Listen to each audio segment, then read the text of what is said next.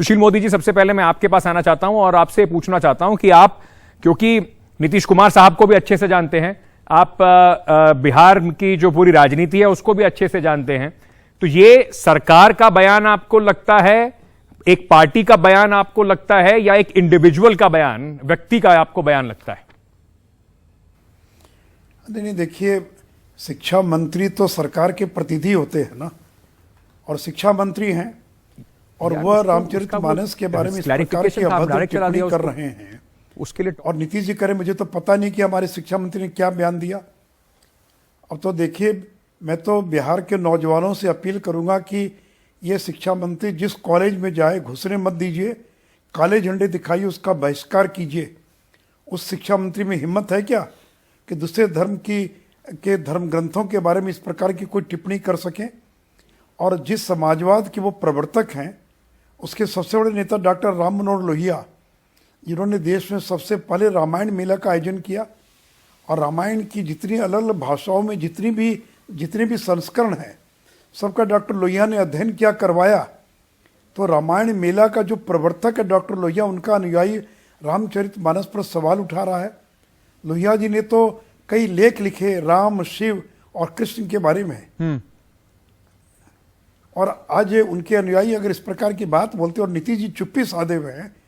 और देखिए, कुछ दिन पहले ही उनके जो प्रदेश के अध्यक्ष हैं डॉक्टर श्री जगदानंद सिंह, उनका बयान था कि राम मंदिर इस जमीन पर बन रहा है वो नफरत की भूमि है। तो बताइए ना, ये राष्ट्रीय जनता दल, इनको हिंदुओं का वोट लेना है कि नहीं लेना है? तो हिंदुओं के वोट पर बात आ गई है, लेकिन मैं आपसे जानना चाहता हूं कि वो आपने उनकी सफाई भी सुनी। वो कह रहे हैं, देखिए, मैंने पूरी रामचरितमानस पे कुछ नहीं कहा, मैंने सिर्फ सुंदरकांड पर और कुछ ऐसी चौपाई हैं जिनको उन्होंने विशेष तौर पर चिन्हित करके कहा है। तो कह रहे हैं कि हिंदू धर्म में तो ये सब चीजें, जैसे जैसे सती प्रथा थी और चीजें थी, वो सब ठीक होती रही हैं, कुछ गलतियां थी तो सुधारा गया है। तो कह रहे हैं, मैंने तो उस परिप्रेक्ष्य में ये बात कही थी। अरे भाई, उनसे ये पूछे ना कि शबरी का जिक्र किस कथा में आया है। शबरी तो महादलित समाज से आती थी, जिनके जूठे भेर काहे श्री राम ने। जो निषाद राज हैं, ये मल्ला जाति जो देश के अनेक राज्यों में शेड्यूल्ड कास्ट में आती है, ये वाल्मीकि जो भंगी समाज, वाल्मीकि समाज जो शेड्यूल्ड कास्ट का समाज है, ये उससे आता है, ये उससे आते हैं। तो आप फैक्चुअल क्या बोल रहे हैं? आप फैक्चुअल क्या बात बता रहे हैं कि ये नफरत पैदा करता है क्या? कहाँ रामचरितमानस?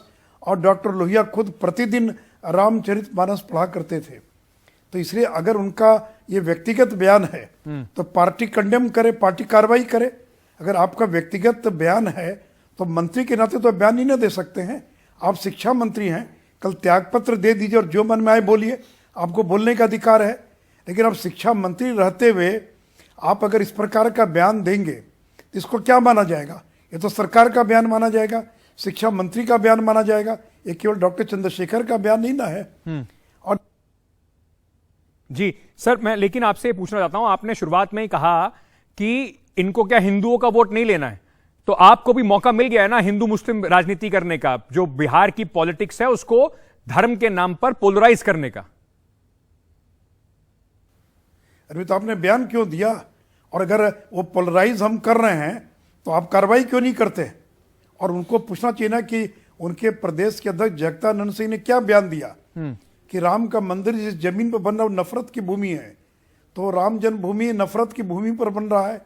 राम का जो जीवन चरित्र रामचरितमानस सब नफरत पैदा कर रहा है। तो अगर इस पर भी हम चुप्पी साध लें क्या? हम इसका विरोध नहीं करें, हम उनको हटाने की मांग ना करें, कोई इसको जस्टिफाई करेगा क्या जो बातें वो बोल रहे हैं? तो इसलिए देखिए, इसको तो कोई डिफेंड नहीं कर सकता है जी। और वो डिफेंड कर रहे राष्ट्रीय जनता दल के लोग कार्रवाई करने के बजाय उनका समर्थन कर रहे हैं। इसका मतलब कि उनकी बातों का समर्थन कर रहे हैं। पर मोदी जी, आपको लगता नहीं कि कहीं ना कहीं आप जो ये शायद एक सोचा समझा एक बयान था, आप ट्रैप में फंस रहे हैं? कोशिश की जा रही है कि दोबारा से मंडल राजनीति जो है वो कमंडल की राजनीति को किस तरीके से 2024 से पहले मात दे पाए। एक बड़ा जो हिंदुओं का, एक बीजेपी का एक बड़ा नारा चल रहा है कि सारे हिंदू एक साथ, उसमें जाति और उसमें ना बटें, उसको देखते हुए जातिगत राजनीति को ऊपर करा जा रहा है धर्म की राजनीति को काटने के लिए। अरे भाई, बीजेपी ने तो जातीय गणना का समर्थन किया है, हम तो जातीय गणना के पक्ष में हैं। जिस मंत्री परिषद ने 2 जून 2022 को कास्ट सर्वे का निर्णय लिया, उसमें डिप्टी सीएम कौन थे? तेजस्वी यादव थे क्या? बीजेपी के थे डिप्टी सीएम, और बीजेपी सरकार में शामिल थी जिसने निर्णय लिया। प्रधानमंत्री के यहाँ जो डेलीगेशन गया उसमें कौन बीजेपी क्या शामिल नहीं थी मांग करने में? विधानसभा विधान परिषद में प्रस्ताव पारित हुआ तो बीजेपी उसमें शामिल थी।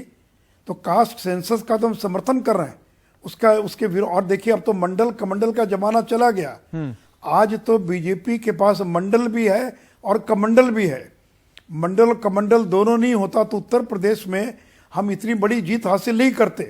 तो जमाना चला गया, आज मंडल वाले लोगों का जमाना चला गया।